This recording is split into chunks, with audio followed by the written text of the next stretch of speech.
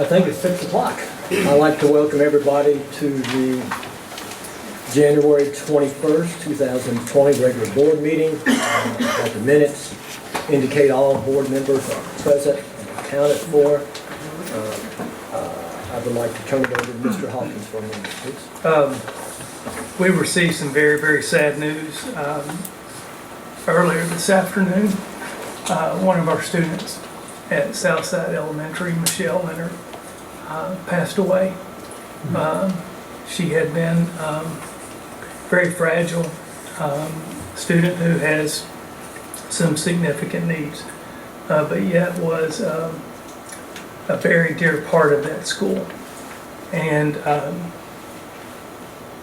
I'd like for us to have a moment of silence this evening in honor of Michelle.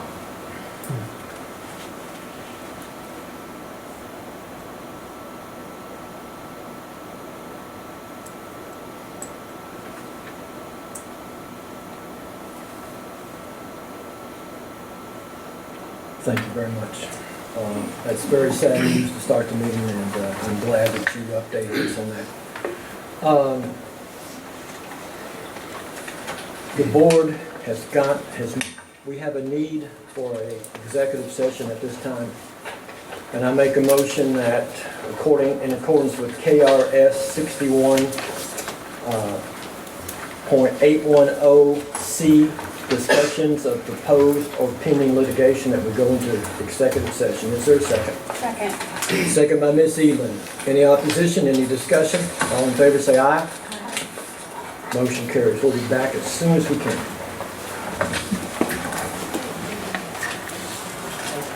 Thank everybody for your patience. Is there a motion to return from executive session? Summer. By Ms. Bradley. Is there a second? Second. Who said that? Second. By Ms. Richardson. All in favor say aye. Aye. Opposed, nay. Motion carries. All right, we'll now go into our regular agenda. Would it be all right, Mr. Hawkins, if we did the instructional and equity update at our regular meeting next year? We only have one action item tonight, and that is to approve a contract, and I will turn the floor over to the superintendent. Thank you, Mr. Wilson. We have on the agenda tonight a contract with Scholastic. This is for a pilot program, third grade classrooms across the district. This was done seeking volunteers who wish to participate, and it's really to pilot a program that Scholastic is utilizing. And so there will be groups of teachers who will be utilizing the program, and then groups of teachers who will not. And I think there is one assessment at the beginning and one assessment at the end. And there is a third-party research group that will be analyzing that data. And it's really just to provide feedback to Scholastic.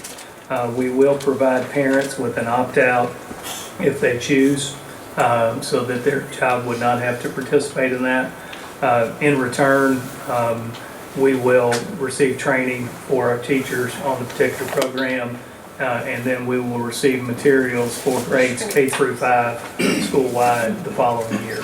So we feel like it's a great opportunity to look at a resource. It doesn't replace a curriculum, it's simply an additional resource that we can utilize, and certainly feel like this is an opportunity to try something out, to see if it works, and then be able to utilize it school-wide next year.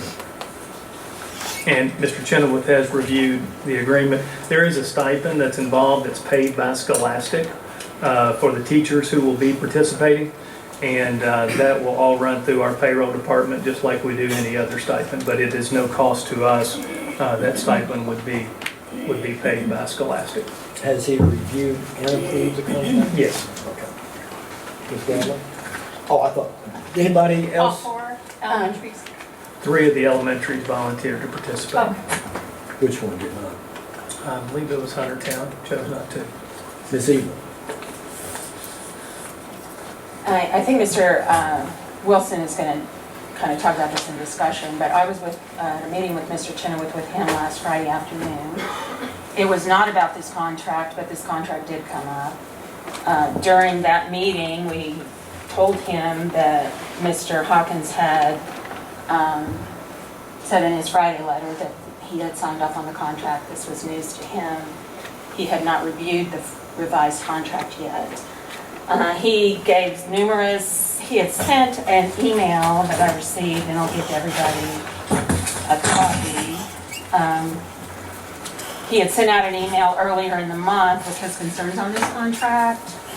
And I think that at the point I talked to him Friday, he had heard that the other parties to the contract had agreed to the revisions he suggested, but he had not reviewed that contract yet, nor had he signed off on it. Today, he told me that he had reviewed it. He still had several concerns about it, but he was happy with the revisions, so I will give you that email that he sent today. Some of his concerns, well, it was, first of all, he did he would agree that I would say that he first initially in the talks felt like our administration didn't want the board involved because there was no money taking place, no money changing hands. But he assured them, as everybody up here knows, that only the board can enter into a contract. So of course we would need to have all the information, all the legal analysis, everything relevant to that. I mean, we have to approve school picture contracts, you know. His second objection at the beginning of this was that this was a site-based decision-making matter because it was curriculum. I think there was maybe some differences on whether this was a resource or whether it was curriculum. In his opinion, it is a site-based matter. It's something they would have to approve because, as we know, site-based has its own jurisdiction over certain matters, including curriculum. For the board to try to overstep and go into the purview of the site-based would be illegal. So we certainly would not, we would want all that information explained to us by our lawyer, all his concerns on that, before we entered into a contract and agreed to that. He also was concerned that one of our policies, that we would not, because of the terms of this contract and the observation that it would call for that Scholastic and the research company would be observing our students in our buildings, that our policy 10.5 as it is written today would not allow that. So in fact, if the board entered this contract and approved this contract, it would not be able, theoretically, to even fulfill the contract without violating one of our board policies. So in order to enter the contract and let it be effectuated towards its terms, then we would need to change a policy, but that is not brought to us tonight. He was concerned with a declarative statement that he had signed off on a contract that he had not even reviewed yet. So I would want to move, Mr. Chairman, that this matter be tabled indefinitely until we can get our lawyer here, get all of his concerns in front of us, hear them ourselves, discuss, and these are just my concerns are not just the extent of his review and how that's been represented to us, but also there is a placebo group, kids who will get this resource, there's a group that will not. I know that parents can opt out. I don't know how this is going to be explained to parents. Initially, when Mr. Chenoweth had asked our administration how are parents going to be advised of this, it was going to come from this company in New York. Fortunately, I think that's changed. We will be advising our own parents of this situation and letting them opt out. But I think because there are very serious questions about site-based decision-making and their jurisdiction over this, it would entail violating our own policy to sign this agreement, and that I'm going to move that we table this motion until we can get further and clearer information on the legality of it. There's a motion to table this agenda item. Is there a second? Second. Second by Ms. Richardson. All right. One of the things that I would ask, is this a site-based decision council decision? As it is a resource and not a complete curriculum, the belief was that it could be voluntary and it would not necessarily have to have site-based council approval. Was And that was- Mr. Chenoweth's opinion? That was an exchange that Ms. Jones, Dr. Jones and the attorneys for Scholastic had in a conference call. And it was my understanding at the end of that conversation that Mr. Chenoweth was in agreement that because it was a resource, it was not replacing the curriculum, but it was an add-on. So when he wouldn't responded necessarily- to, when he sent the email today at 2:42 that said, "I still am of the belief any elementary school to be involved should have its SBDM vote whether or not to be a participant in the activities called for under the MOU." That was sent today before you represented this to us tonight to vote on.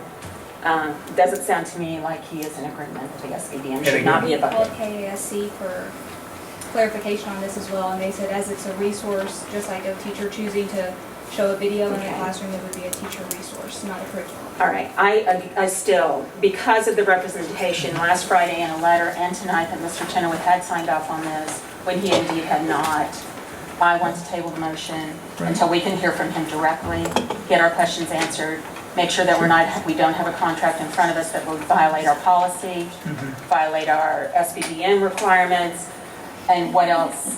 Right. But we have, so I would, that's my fine. motion to table it. I would like to be clear on a couple of things. I did have a conversation with Mr. Chenoweth on Wednesday of last week, and we scanned the additional contract to him at that point in time, and I said, it is my understanding that they have made the requested changes based on the conversation that you had with Dr. Jones.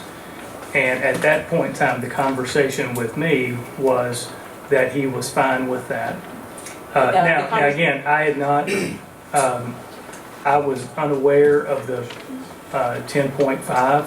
I did not, he did not mention that in the conversation that I had with him last Wednesday.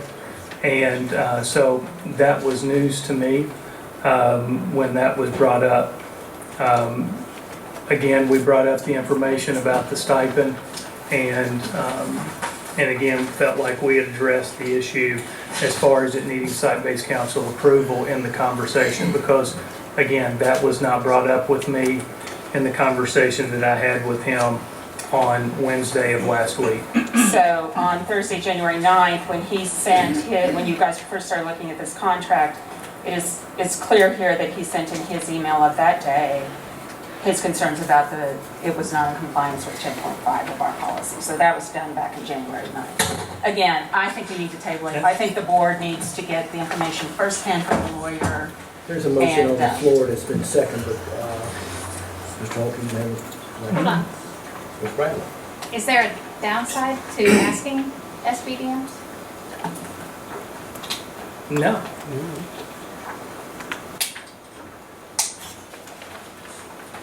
We just didn't feel that was a requirement because it was a resource.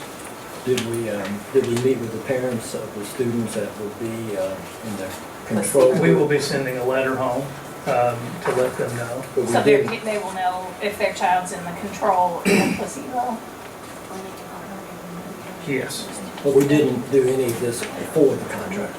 We didn't do any of this in the planning stage. No, I mean, because we weren't going to move forward until the contract was approved. I Were you mean, with- intending to bring the policy to us and when to change? Because it is a board purview to change the policy. We're the only ones that can change a policy. What if we entered this contract that's in violation for Mr. Chenoweth of one of our policies and we decided not to change the policy? Yeah, we could I mean, those certainly things should- amend the policy to meet the But maybe the board requirements of wouldn't do this. that. I think this is something that we should have all been aware of. Saying that Mr. Chenoweth had signed up on this is not the whole story. Any I further- would encourage, I don't think we should enter a contract that we know is at a minimum in violation of one of our There's a policies. motion on the floor. It's been seconded. I will add that Mr. Chenoweth will be with us next week at our meeting. We want to discuss it further. Any further? Yeah, Ms. I would Springett. just say, I do think it's a good idea to have Mr. Chenoweth here. Yep. And then we can just kind of sort through, what is the policy then? The policy has to do with, as I understand it from him, visitors in our schools. And the way the policy is written now, it does not, the visitors that would come and observe these kids are not included in the definition of people who can be visitors in our schools. So if part of this research is, and part of our obligation to them is let their people come in and observe, our policy won't allow that. So we So- have, the policy is what KSCA gave us and said. Right, but you know, KSBA wasn't looking at this contract. Okay, gotcha. So we approved the KSBA policy they gave us for visitors, and we went with the guidelines that they gave us. Yes. But you're saying we need to look at that again? If we're we gonna want have- to, if we want to be able to fully fulfill the obligations that this contract would make us fulfill without violating our policy. So, and you know, Actually, Yeah. it looks like 10.5 was authored by Bob. right, but Bob, he did it, but we didn't have his contract. Right. No, I mean, So- just previously, not by KSBA, but by Bob. Okay. Okay, well, it might be a good idea to have him come and He have will us be just here, ask sure. questions and look over it and kind of just see where we're at there. don't Yeah, I really think we want- need to definitely hear from him in open meeting about the full extent of this contract and and make sure we hear it from the horse's masters. There is a motion, duly seconded. Any further discussion? All in favor say aye. Aye, opposed nay. Motion carries 5-0. All right, we'll now go into our planning session, review the board agenda. Ms. Smith, would you like to review with the board the financial summary? Thank you. So each of you should have a financial summary for the month ending December 31st, 2019. And this is our cash balances by fund. Our general fund, we began with a little over 12.1 million. Our revenues for the month of December were 2.4 million, expenditures 2.5, and ended the month just a little over 12 million in our general fund. Our special revenue fund, we began with 246,000. Our revenues 204,000. Our expenditures 416,000 and ended the month with 34,000. In our district activity funds, we began with 633,000. Revenues for the month were 38,000. Expenditures were 48,000 and ended the month with 623,000. Within this fund is where we maintain our one-to-one device insurance. We began the month with almost 50,000. We had 49,778. Revenues for the month of December was only $133. Expenditures were $1,700 and ended the month with 48,000. Our school activity fund, we began with 276,000. Our revenues were 54,000, expenditures 56,000, and ended the month with 275,000. Our capital outlay fund, we had no activity, so it began and ended with 180,000. Our building fund, we began with 1.6 million. We had one transfer from our building fund for a debt service payment of 88,000 and ended the month with 1.5 million in our building fund. Our construction fund, we began with 1.2 million. Revenues were almost 1,900. For our Sfcc interest is primarily what all that is. We had expenditures of a little over 81,000 and ended the month with 1.1 million. Our debt service funds, again, that's just the flow through for our bond payment of the 88,000. So it comes in from the bond payment, our bond building fund, and out to the bank in which holds that bond. Our school food service, we began with 300,000, revenues 184,000, expenditures 186,000, and ended the month with 298,000. Our daycare operations, we began with 146,000, revenues a little over 45,000, expenditures 57,000, and ended the month with 134,000. Our community ed operations, we began with 32,000, had one revenue of $1,000, or revenues of $1,000, and ended the month with 33,000. For a grand total of all funds, 16.7 million. Revenues were a little over 3 million, expenditures 3.5, and ended the month with 16.3 million in cash. Are there any questions? Any questions? Thank you very much, Ms. Smith. I'll now turn it over to the superintendent to review the agenda items for our next meeting.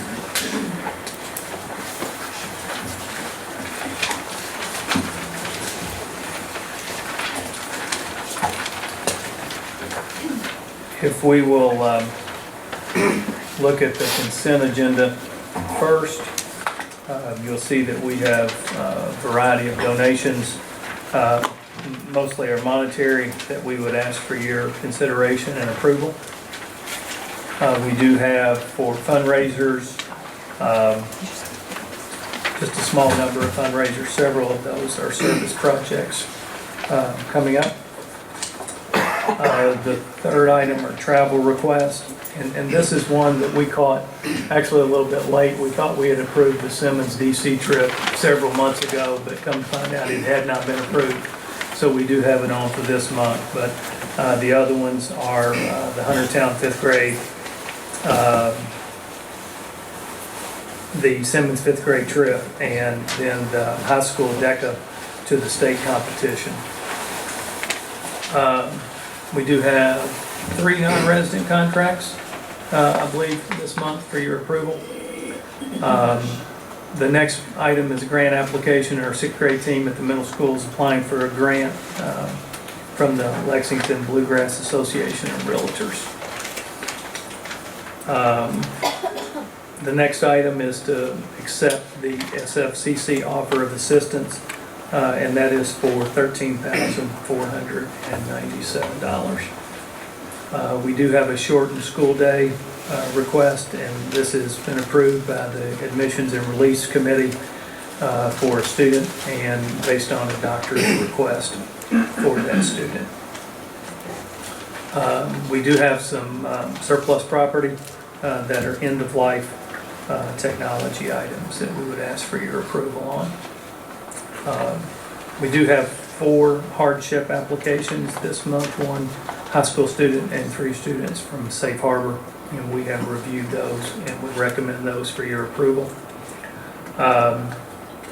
The next item is a contract with Whatever It Takes Consulting, and that is the group that has been working with us on our equity action plan.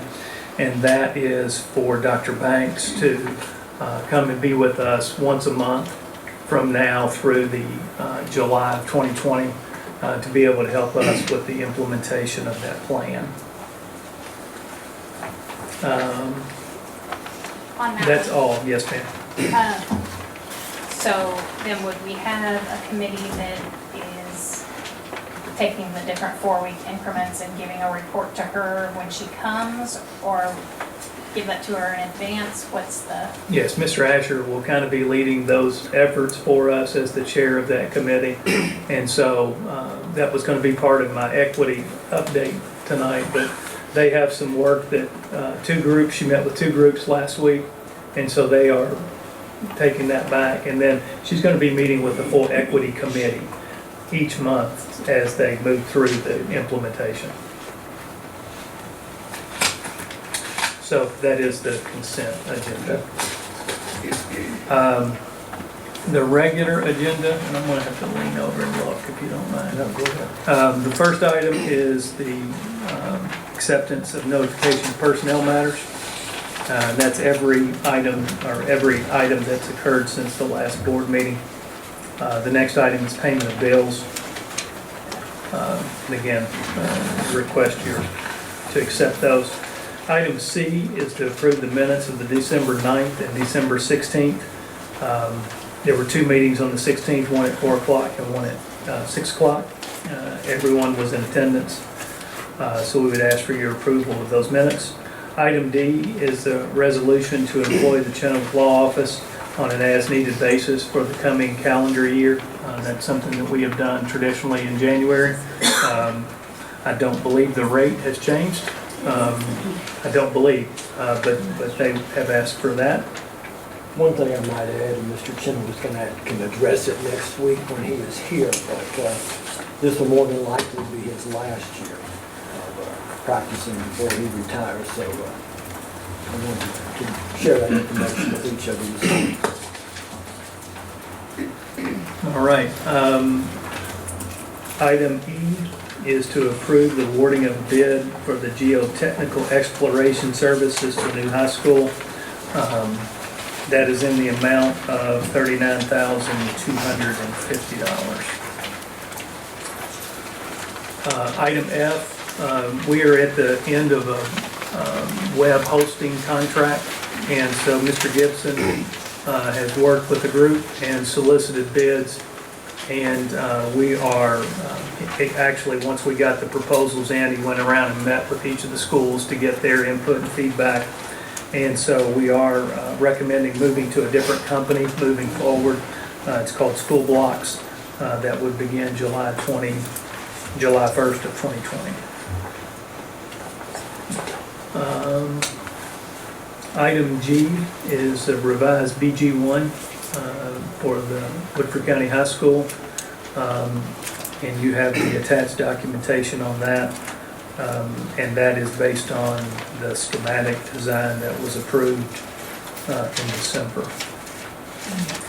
Item H, and you have a lengthy explanation of that in your information, but that is to approve the use of a facility dog at Southside. And I know Mr. Reynolds and Ms. Spencer are here if there are any specific questions that I can't answer, but there were some concerns expressed, I think, by the Chenoweths, and so we asked that they try to address those. They did that through surveying parents, and What were their concerns? mainly about if a child has fears of animals or if there is allergies. And so they did survey all parents. They did receive back a few responses, and they contacted those parents individually to talk with them about that. And I think that's explained in the documentation. Ms. Spencer is the owner of the dog and has utilized that in a prior employment. And so the request has come from their council for the board to approve that. She's personally insured, right? That's not a That is board correct. issue, okay. I think it's great. I mean, I think, support dogs, that research is just overwhelmingly good, but is this something just for this year? Because each year we'll have a new group of students, new students coming into the school to survey, and then opportunity for parents should be done every year. So will we be seeing this for next fall if they want a dog there? I would say that's up to the board if they want to approve that each Well, I think time. we should give all parents the opportunity, and, we'll have new parents next year. So, yeah. Was the site-based council consulted about this waiver? The waiver. About the dog, excuse me. The request came from the council. Okay. Any other questions? All right. Item J, in our graduation requirements policy, we have the ability for students to earn an honors diploma. And that has very specific criteria listed in terms of academic requirements as well as a specific number of credits. We have a student who has applied for the state early graduation program and has met all of the academic requirements contained within that honors diploma requirement. They just won't get to 30 credits. And it's because they will only have been in school for 3 years. I think they're going to be either 27 and a half or 28 credits when they complete their junior year. And so because they have met all of the academic requirements, we are requesting that student be issued an honors diploma because they have met those requirements. So it's just a waiver of that 30 credit requirement. So if we had a student who was graduating at the end of their senior year that had met all of the requirements, but we're short on hours, would they still qualify? The only way that would come into play is if they attended a school outside our district, because with the 8 credits that you can earn each year, you would have gotten to 32. And so unless a student came to us that had only been on a 6-period day, let's say, Sure. then that would be one we could look at individually to see if the board but it would require a waiver because of the 30 credit. But this one is just a little bit of an unusual situation in that it is the state-approved early graduation path that the student has taken. And so we would respectfully ask for that. Item J is the draft budget. Ms. Smith. Thank you, Ms. Smith.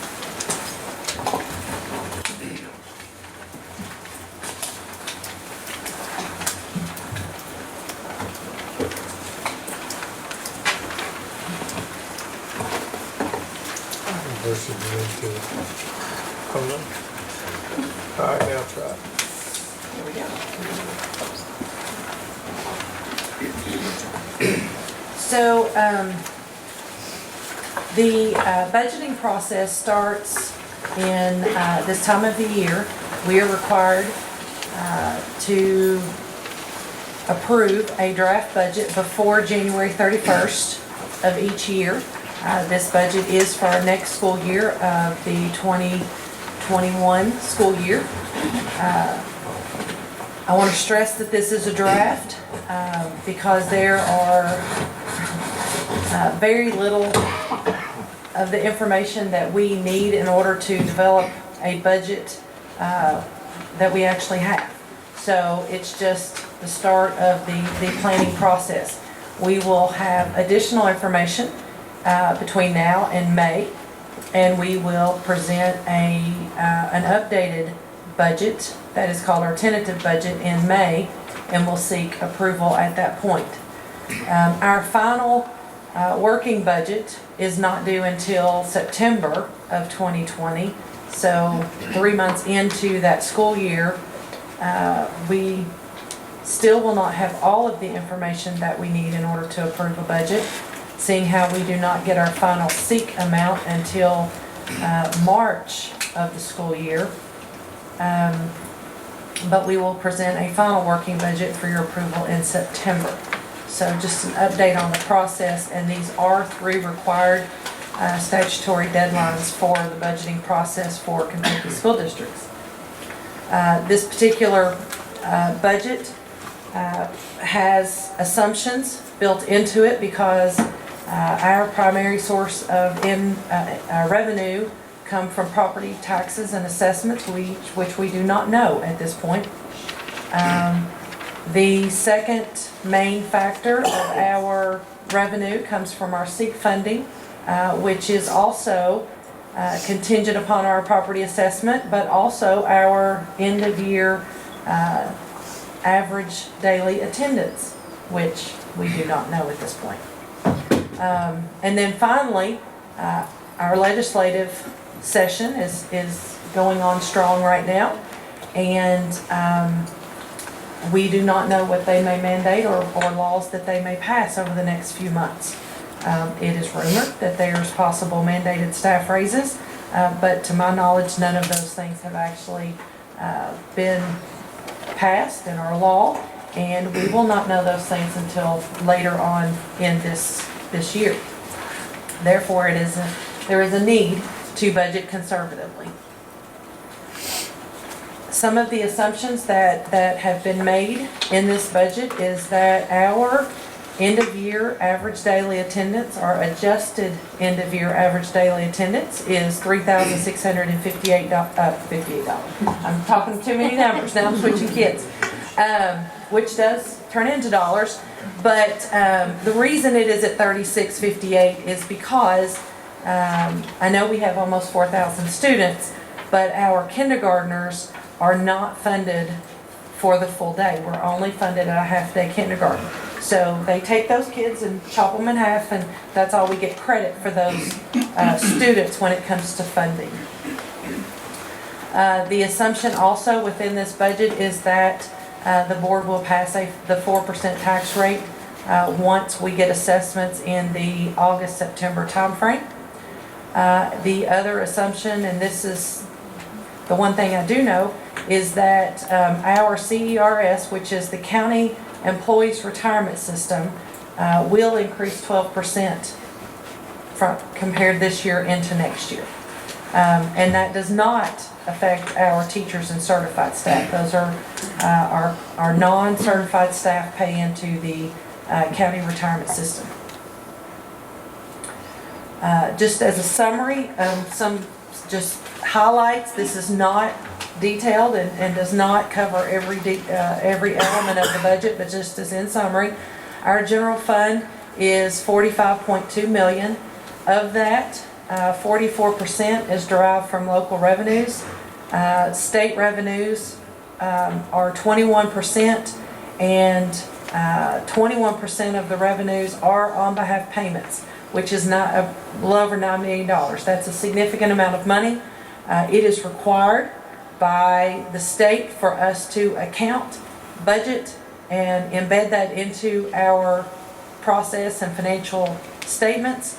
But it is a revenue and an expenditure in our budget that is equal. It's an in and an out. It is not money that we ever touch, and that money represents all of the health insurance that the state pays on behalf of all of our employees. If you look at really close into the details of your insurance documents, you will see there's an employer paid portion premium that employees pay each month, but there's also an employer paid portion, and that's what that entails. That also includes all of the retirement contributions that is made for teacher retirement based or from the state level.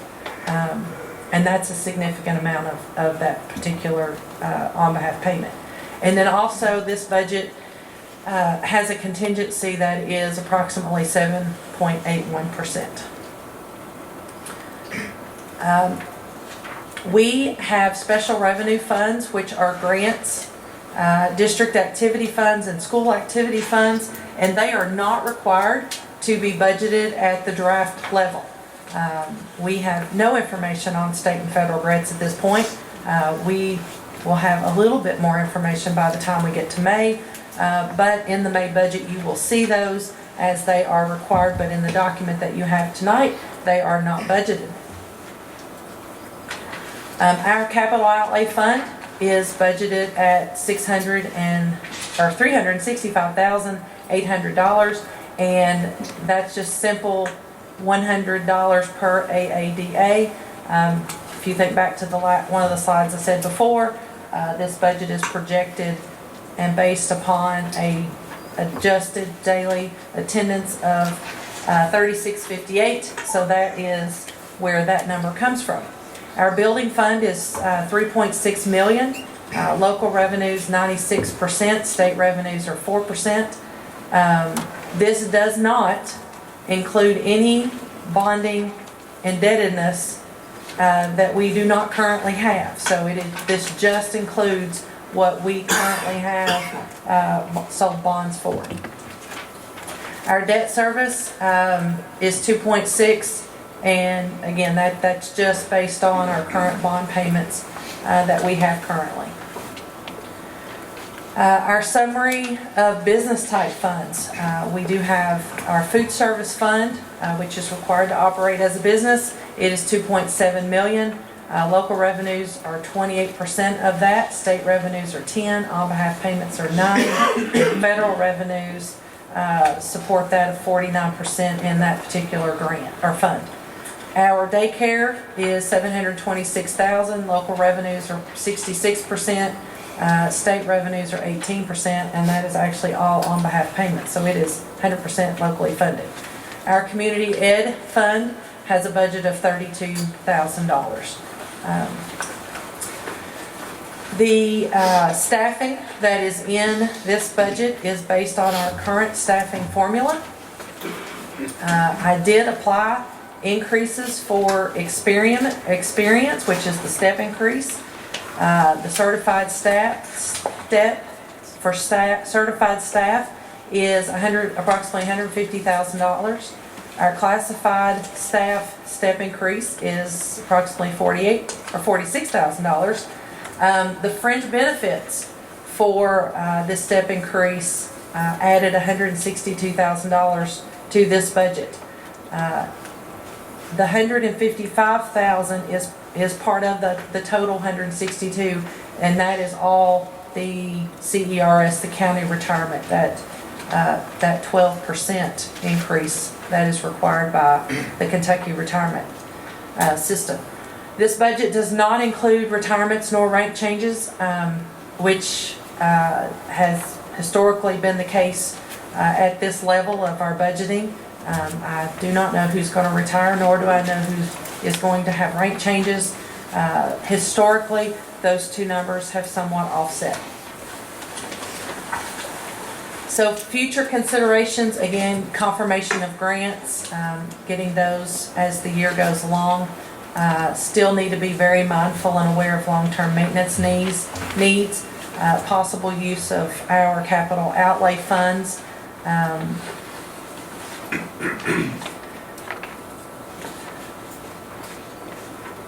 Our final SEEK funding will be, again, it'll be based on our final AADA, but just to remind you of that timeline, we will have a working budget that's required to be passed in September of 2020, but I will not know what our final SEEK amount is until March of 2021. And I've actually heard a rumor that this year, I may not even know our final SEEK for the current year that we are operating on until April of this year. So we're 1 month away from finishing our school year, and I find out how much money we get from the state. So it's very challenging to operate under that timeline, but that is the reality that we have to operate under. Again, future considerations are our property assessments and the tax rates that we will find out what those numbers are in August. These projections, I did use the assumption that our assessments will increase by 2%. That is based on some historical data that we collected and have reported on previously, and use that in our estimates. The end of year balance for this current fiscal year 2020 is expected to decline as it did last year. This budget is based on a beginning balance that is 1.3 million less than the prior year beginning balance. And again, remember, our beginning balance for next year is our ending balance for this current year, so that's how it flows through the process. We will not know that final number until the July-August timeframe of 2020. I did hand out a document to each of you, and this basically what Mr. Hawkins had emailed to the board last week, and which is posted online, is a very detailed list of our budget. It is every department, it is every allocation that we have for all things. It was segregated between two columns. There is a staff cost and a program cost. That staff cost is the calculation of the staff that are paid out of that particular area of that line item budget. The program costs are all the other budgeted items that are not tied directly to staff. That list is everything in our budget. There was nothing excluded, and it was a complete and a full list of everything that we have in our budget. What I have done since that is take that document and I have added some information about our revenues. Based on the requests that I received at the end of last year from the board, I was asked to basically show options of what our budgets, or what our budget would look like under three different scenarios. The first scenario is if we were to actually take the 4% tax rate and make the assumption that that would be the rate that is approved by the board, and generating the maximum amount of local revenue that we can as a board without having to go to a vote or having that recalled.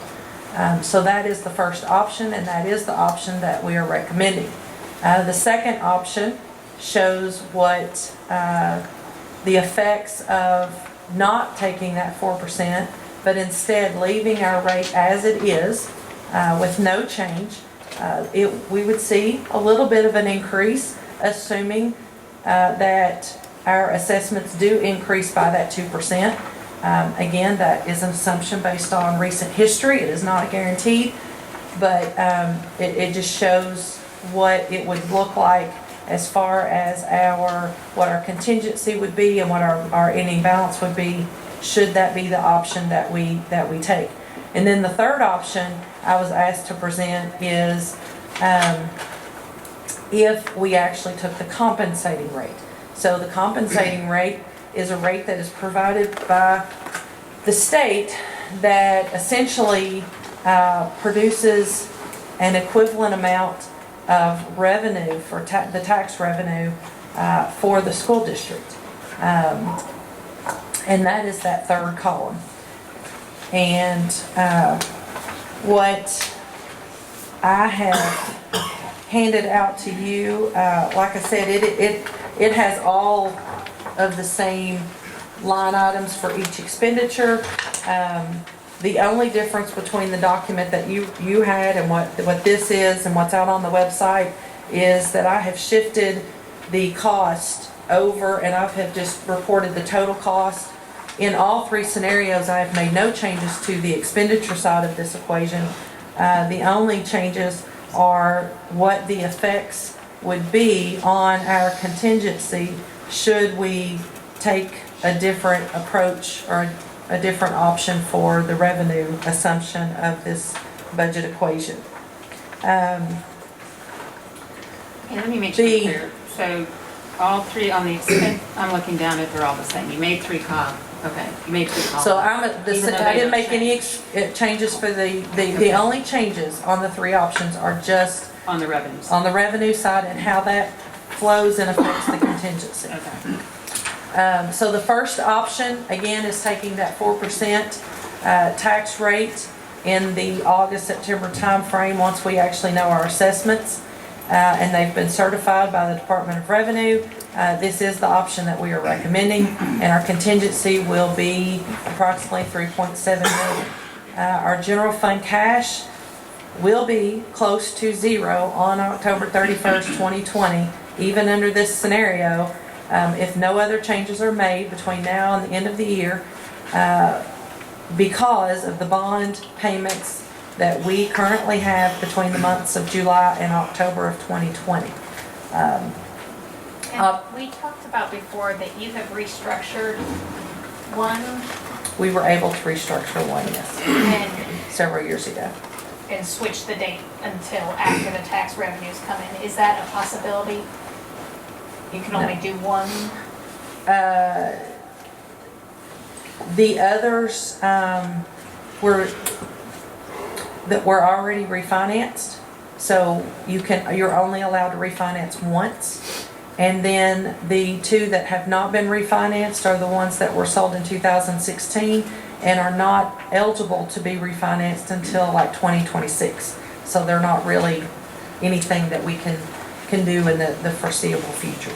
I have a quick question on option one. So if you go back to the very first slide, the first handout, it looks like at the very bottom, can you just go over that? So the first option with the 4% tax rate, and what I've done is I have tried to separate those on behalf payments because again, they equal revenue and expenditure and they're not really cash. So all it does is kind of confuse things when they're involved. But they are part of the budget, and if I were to completely exclude them, an obvious question would be, why are you presenting a $35 million budget here, but the actual document is $45 million, and it's almost $10 million in on-behalf payments. So I wanted to just be clear about what those are. So in the first scenario, again, actually in all three scenarios, the expenditure budget is $31,825,000. In the first scenario, the new revenue, so this is not considering what our beginning balance is gonna be. Because again, that, whatever our ending balance is at this year, which rolls into the next year, that is one-time money. It is not recurring, it can only be spent once. So just looking at new revenues compared to that year's expenditures, it does create a 1.7, almost $1.8 million deficit under that scenario. The second option, again, our expenditures are the same. If we maintain a tax rate at what it currently is, our revenues are expected to be less, obviously. And that deficit goes from 1.8 to 2.3, almost 2.4 million from the beginning to the end of the year. Option 3, again, expenditures are the same. Taking the compensating rate, our revenues drop down to just a little bit over 29 million, and that deficit goes up to 2.7 million. At this point, KDE will allow us to balance our budget through making that adjustment to our contingency, which is what I have noted. If you look at option 1, the contingency is 3.7 million, which is about 7.8%. Option 2, it's 3.1 million, which is 6.6%. And option 3, the contingency would be 2.7 million, which is 5.9. So definitely impacts what that contingency budget would be under those two scenarios. Also, for which I've just said this, but it's also on this slide. So in option 2, that the contingency does drop to 3.1 million. There will not be sufficient funds in our general fund to cover the bond payments from October or from July to October of 2020. So I would expect if this scenario were to actually play out, that our general fund would, if you were to take our general fund cash and our building fund cash, which is historically a negative, that we're going, we're going to be negative when you combine those two funds. There will not be enough money in the general fund to actually offset all of what's a negative in the building fund. And that same thing would be expected under option 3, seeing how that is also generating less money. That's the least amount of funds that we would be generating as if we took the compensating. Again, our recommendation is to approve a draft budget based on that 4%.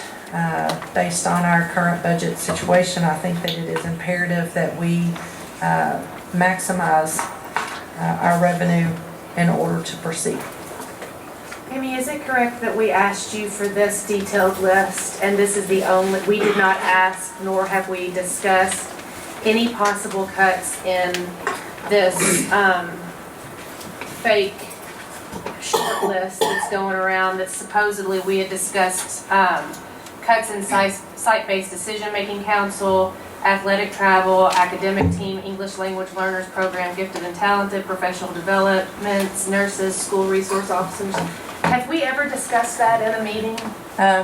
My recollection is that it was requested of me to present a budget with the 3 options and a detailed list of what is embedded in our budget for potential discussion, but I have not been involved in any discussions about anything specific, and I have not witnessed the board discussing those things. So if there is a short list, I am not. And I think, I have not even seen that. Really appropriate time, because I think it's the elephant in the room. We have not, as a board, there's not been any discussions. one single time any cuts that we would possibly make. We only asked for this list of expenditures so that we could look at it And start a discussion. So whoever started this post and this hysteria did so at the expense of your time. We have not had any discussion on anything like that. Have you had any discussion with anyone, Scott? Well, Do you know where this short list might have I come don't know from? where the short list came from. I've had two different board members ask me for a prioritized list of budget cuts. But that's not this list. And you. No, but she was but- asked if I was asked if I had ever been asked to present a prioritized list or I'm a list asking of if you budget have seen cuts. this list before, if you What had list? any, this short list. The one that was sent to you. this I don't weekend. know where the short list Okay. came from. Okay, And would so you, it's I'm true sorry. to say that it did not come from the board. Well, it did not come No. from Mr. Hawkins. It might Let's have go- come from the let's- board. Let's go one at a time. Ms. Richardson? It did not come from the board. As far as I know, it didn't come from myself. Debbie, did it come from you? No. Ambrose, did it come from you? Absolutely not. Danny? No. Sherry? No, I do know what you're talking about though, and what I would say is we operated at about $1 million deficit last year. Right, but We're this short on list track. is fake. The short Well, list the is short just a list is list the of, topic. yes, this is the Let's- topic. Okay. One at a We're time. That's all I on track wanted to to make clear. operate Okay. at a loss again this year. And when you look at, even if we take our maximum 4% rate that we're allowed, that has us operating at a deficit. Right, So and I we can think discuss what that. I'm people making are- sure that people know that this I- short list that has been put out there to cause hysteria was fake. I don't think that it was It is put out there fake. to cause hysteria, number one. But number it is two, fake and it did. I think that when we have a list of expenditures, of all the expenditures of the district, which is what was This attached is to what we our have, and now we agenda, can look at it. then there's a Wait, one at a list time, of Ms. possible Springate. and potential cuts. And that people, There's not a anybody list. looking at a budget would say, there is a list, that entire list that we got of Okay, expenditures but is this a short list. list that I they don't, put I out, don't know that who someone put out. prioritized the short list. I didn't do it, but Well, I again, don't know I can if see you did or why not. people would think there would be a short list. Because Please, they please, please. at some point may have just looked at the list I'm of cuts. making sure that the Again, I would community like to knows just that this say short list was that- fake. Ms. Springate, Ms. Richardson, one at a time, Thank you, please. Mr. Wilson. I would say that when a list came out of all of our expenditures, if people look at that and chose to make a short list from that, that maybe would have happened. I don't know, and I don't think there's a problem with that. I don't have a problem at all with anybody looking at our expenditures list, thinking there I will don't be either. cuts. Because we operated at almost $1 million loss last year, we're on track to operate at $1.3 million loss this year. And if we do the full 4% revenue, which is the best option we're allowed to do by law, we're still going to be operating at a $1.8 million loss. Okay. There is no way to balance a budget other than if you are in a deficit spending situation to rectify that. Okay, my point was to make it clear that this short list that has caused hysteria did not come from this board, from you, Danny, Ambrose, Debbie, or myself. That's all. I think- Now I'm willing to look at the list and get to work on that, at the expenditure. But I wanted to make sure the public knows that we have not said as a board that we were gonna cut teachers, SRO officers. We have never said that. Can we I think- agree on that? I think we can agree Okay, on that, but I would okay. also I'm say done that with the it is on the conversation. list of possible cuts. So I can see why somebody would So- say so it's on this the is your list of list. possible cuts. Okay, so, No, it is not. Okay, thank you, I'm glad to Please, know please, that. please. Mr. Wilson, Mr. I'm Wilson. asking everybody to talk one at a time. Thank you. Ms. Evelyn? I think we did get a little off subject, and your points are good, but I think the point, and I would like to make that too, because I've gotten, this short list is going along, somebody sent it to me, it looks like it was something generated by the board. So now we've clarified for the public, the board has not generated this short list. Mr. Hawkins has said he did not generate this short list. Mr. Hawkins, would you agree that if anybody in your administration or in the school district generated this short list, it was not accurate to in any way convey that as something that we've talked about or that we've even discussed? Would you agree with that? Ask me that question one more time. You've seen the short list, it's all over Facebook, I've been emailed it many times. Would you agree that if any person has created that short list in your administration, that that was inaccurate because that has not been discussed by the board or you with the board? I'm confident that nobody on the administration But would you agree that if they created the did, list. and I'm not accusing them, but would you agree that if that's where it came from, that would have been wrong? That the list was inaccurate? Yes. That the list had never been I would talked about say, between the I would say administration and the board. that the board has not discussed that short list. Thank you. Okay. Um, Any other questions of Ms. Smith regarding her presentation this evening? No, but I would just like to clarify that there is a long list a very, very long list that we received of possible budget cuts. And that is something that I would like for the board to develop a protocol so that we can determine how we would make cuts or what cuts would be made and how that would work. I think that's something we absolutely need to do. And we've been trying But to to get say that any community member, whoever made a list or a short list from this long list, if they took items off this and shortened it, I don't know, I don't see the Well, problem with that. I don't have a problem with them doing it, but I just want to make clear that that's nothing that the board, that came from the board. I have a couple questions for Ms. Smith, real quick. Have we gotten our distillery taxes in yet? The last time I looked, we had not. Okay, usually comes around this time of year, It correct? usually comes in either January or February. So maybe, whenever you get those, if we get to see them, maybe next week you'll know. Okay. And then I would also like to know next week, I would like a figure on what we have paid the sheriff to collect our taxes this year. Well, the monthly report that you have will have what we've paid through the end of December. So that is gonna be the bulk. I mean, there was a payment that was made last week because we did receive additional tax revenues from the sheriff last week.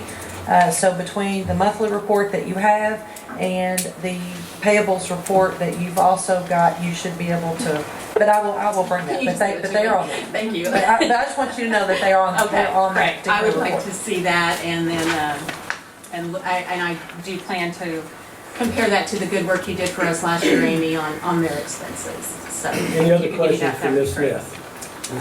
Smith? Yeah, I would confirm, just so we're all on the same page.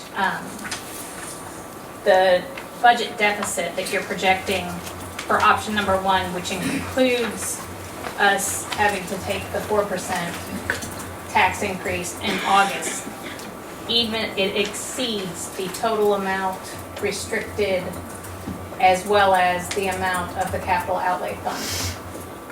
So it's going to be a negative. This does not include capital outlay funds at all.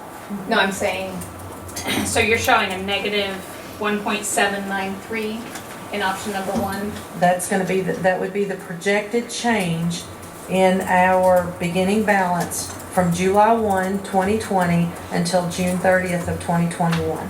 Okay. And that amount exceeds the Tonight. total amount that we have restricted, as well as the amount of the capital outlay fund by almost $500,000. So our budget is predicated on us having to take the 4%, even if those monies weren't restricted. Correct.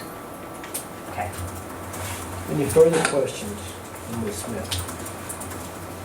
Ms. Smith, thank you very much for your presentation. All right, that concludes the planning session portion. We have had some board members ask for specific discussion items to be placed on the agenda. I had originally asked for the chief academic officer position to be put on there. It is, the superintendent's notified us of his personnel decisions regarding that matter. Does anybody have any questions about that? Was that a whole transaction run by Chairman? To make sure there was nothing we were missing? Moving a lateral position, or is it the increased, are there considerations that we should have had his opinion on? On filling a vacancy? Well, you're For- kind of for transferring, you're transferring from one position to another. I'm just asking. I can name an interim to a vacant position in my position as superintendent. Okay. And so there was a vacancy that occurred. We wanted to fill it through the remainder of the year. It is not filled on a permanent basis at this point. It is now through the end of June. Yeah, and I just wanted to make sure, because it is coming from another position in our Right. community. So I don't know, I just wanted to know if there were any issues that would trigger, and if you run that by him, but if you don't think so, you said no. Okay. All right, item B, waiver of charter school training requirement. Ms. Bradley. So I wanted to discuss as a board the option of applying to the Kentucky Board of Education for a waiver for our charter school authorization training requirements. 8 schools had initially filed waiver requests with KDE last fall, and that was with the previous board. Those were denied. All 8 have applied again, and 3 other new ones have also submitted applications. I'm happy to send out all of their applications for all of the board to look at, and we can discuss next week if we want to do that. The feeling from KSBA is that with the new board, it's likely that they will grant these waivers because they're going to hopefully change the statute to not burden schools and with charter school training when there's only been one application in the whole state, and they'll change the statute. There's a House Bill 220 that would change the law so that local boards wouldn't have to have any charter authorizer training until they get a charter application. So this asking for a waiver is, I mean, we hope the bill will pass, but we may get a waiver if it doesn't Correct. pass. I'm love to look at that if you can send that information. Absolutely, out. I'll send out all of the applications that have been submitted. And me, personally, I would like to see that as an action item on next week's agenda, unless we think we need to talk about it and wait to vote in February. We can always table it if people aren't ready to vote. Yeah, that'd be but fine with me. If we could put that as an action item, Mr. Wilson, would Yes, that be okay? Mr. Hawkins, would you do that, please? Sure. The only question I might have is, would you want to wait to see if the legislation passes? Because then it becomes a moot point and you don't have to go through an application process. So that would save you all some time Well, to be able to do that. We can look at the my application. only thought on that is that the next meeting of the Kentucky Board of Education is February 4th, which would be prior to our next training opportunity. And if we know we don't have to get charter training, it would free us up to get training on more district appropriate topics. Yeah, and that, knowing that their next board meeting is February 4th, really makes me even more want to address it next week before that meeting. Is the application intensive? No. It'll be placed on the agenda for next week. Item C, Board Equity Assessment and Training to Support Equity Action Plan Work. Ms. Springate. Yes, I ask that this be put on. I think that it's really important for the board to lead by example. And I feel like that if we have a board equity assessment and then a plan for improvement, that would support our equity plan for the district. Okay. Any questions? Is that part of is it the same organization that we do it? I would think, yes, it would be nice just to have the same folks that have already done it with the schools go ahead and look at the board and give us some suggestions, maybe a plan, that sort of thing. Have we approached them about that? Well, we You have want to not. talk to us first? We could move that to an action item next week. That would be Could my she be here to preference. talk to us about how that would look? I don't know Probably that she not. could be. Or could we just reach out by email and ask if she's done this for other boards, what it looked like? Sure, will you do that, and maybe if she can send something so we have some kind of idea what we're voting on? Would you place that on the agenda, Mr. Hawkins? All right. Item D, Protocol for... Wait, are we putting it on the agenda to vote on it next week or That's what I to? said, yeah. Action item to be considered for action. For So voting. we're assuming Dr. Banks will get back to us and we'll all have that information before next week? This We is- will be doing an assessment later this spring with all of our administrators. And I would think that could be included in that because it's really just to find out where we are right now to kind of figure out next steps forward. So that is part of the improvement plan was to do an assessment with our administrative team. So I guess, I think it's a great idea. I would love to be part of that. But, just to know what exactly we're approving, if there's an extra cost, that would be important to know too. Anything else on that, Ms. Springate? No. Okay. Item D, Protocol for Attorney Contact. Ms. Springate. Again, this is something I spoke about at our last meeting. I would just like to have it moved to an action item to be voted on with the parameters that I outlined at the December meeting. Absolutely. Mr. Hawkins, would you ensure that happens? We can.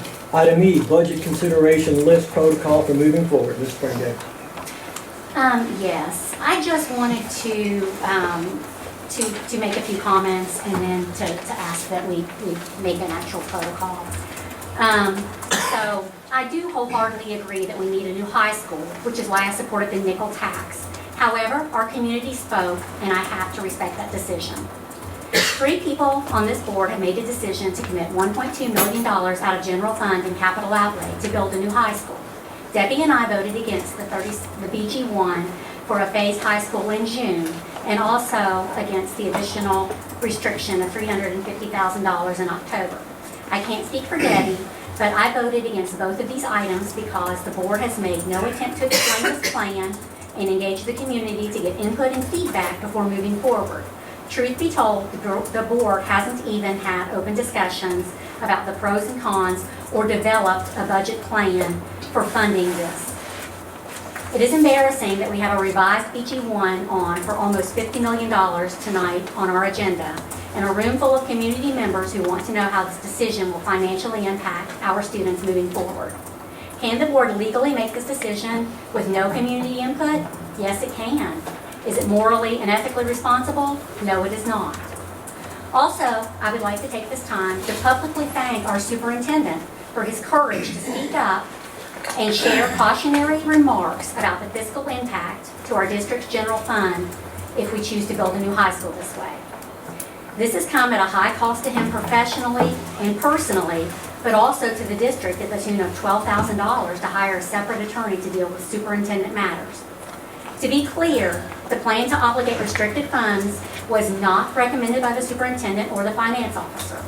This is a board-driven plan, a board-driven decision, and the board owns it.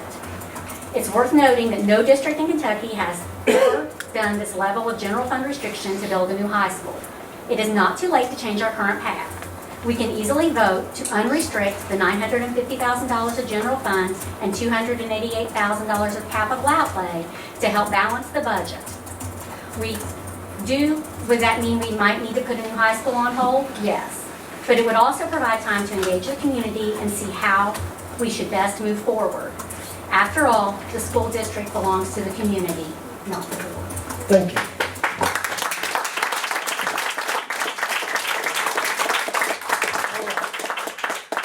Now we are going to our, Ryan, welcome back. Do you have anything for us? No, I do not. Ms. Last Richardson. semester. Ms. Richardson, Okay, thank have anything for us? Ms. Edler?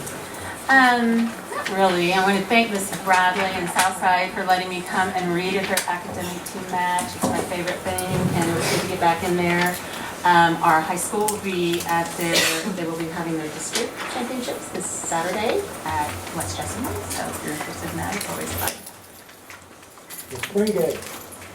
Yes, I wanted to thank Elaine for her advocacy of Woodford County Schools. I know there was a story on Channel LEX, and I just think all of your blogs and social media, and even the write-ups you did for board members for Board Member Appreciation Month.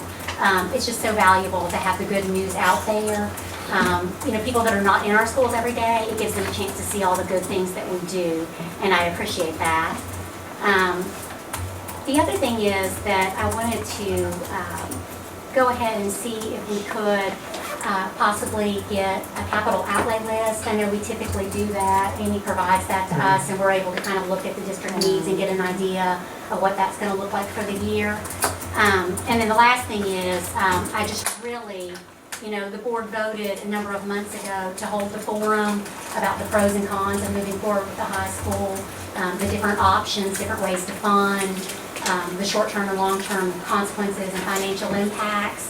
And I really would love for us to go ahead and set the date and be able to hold that forum. Really, I would prefer that to be done before the board votes next week on increasing the BG1 from $36 million for this school up to the $50 million. Because once that happens, that almost doubles our architect degree from, I guess, around $1 million or so to $2 million. And it also increases our construction manager costs from around $800,000 to I think around $1.2 million. So I just think it would be prudent if we had those discussions with the community and let them know, here are the numbers. And, if you're operating at, $1 million loss last year, you're on track to operate an even larger loss this year. And even if we do the highest tax increase we're allowed to do in November, we're going to operate at a deficit, it looks like. So there have to be, there has to be a resolution. Either we have to put the money back that we've restricted, or we have to make cuts. Anything else? No, that's all. Okay. Ms. Bradley? No, thank you to everyone for coming out tonight and appreciate your time. Sorry that we had to be out for the first part. I know that wasn't ideal. So thank you all for coming.